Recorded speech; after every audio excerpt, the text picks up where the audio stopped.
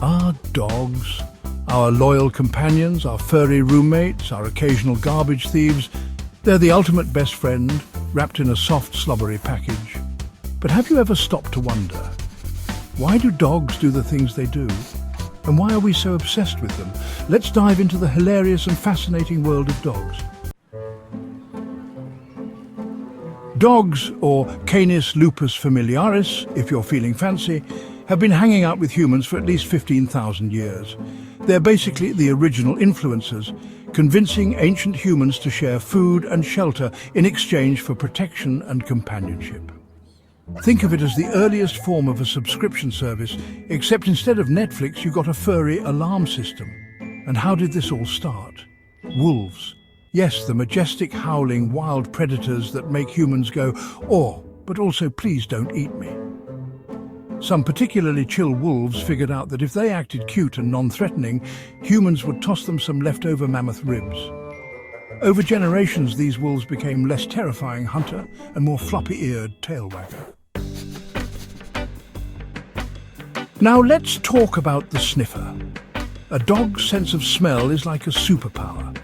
Their noses have up to 300 million olfactory receptors compared to our measly 5 million. That means dogs can smell things we can't even imagine. To put it in perspective, if we were both at a beach, you might say, "Ah, I smell the ocean," while your dog is over there thinking, "Oh wow, there's a dead crab under that rock, a picnic from 2 days ago, and someone dropped a slice of salami about 40 feet away." Dogs also have a special organ called the vomeronasal organ, which helps them detect pheromones. That's right, they're essentially smelling emotions and intentions.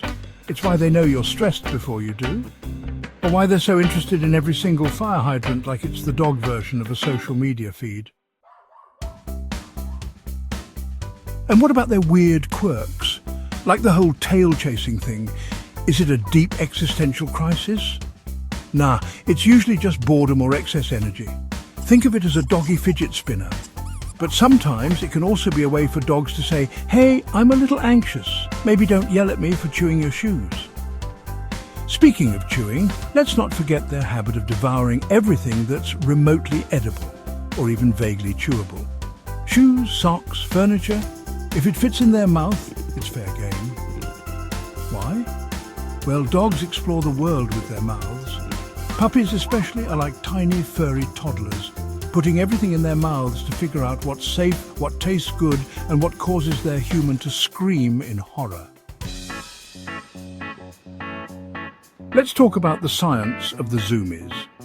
Yes, the technical term is frenetic random activity periods, or FRAPs, but calling it the Zoomies is way more fun. This phenomenon usually happens when a dog is overwhelmed with joy, energy, or relief. Ever seen your dog suddenly bolt around the house after a bath? That's their way of celebrating freedom from the evil water torture you just put them through. And what about those adorable head tilts? Scientists aren't entirely sure why dogs do it, but it's likely a combination of trying to hear better and focusing on visual cues. Either that, or they figured out it makes humans say, "Oh," and they're milking it for all it's worth. Smart move, honestly. Dogs even have a laugh, sort of. When dogs are playing and making that breathy huff, huff, huff sound, that's their version of laughter. It's like they're saying, "This is great, let's keep going." Meanwhile, we're over here laughing because our dog just ran headfirst into a wall while chasing a ball.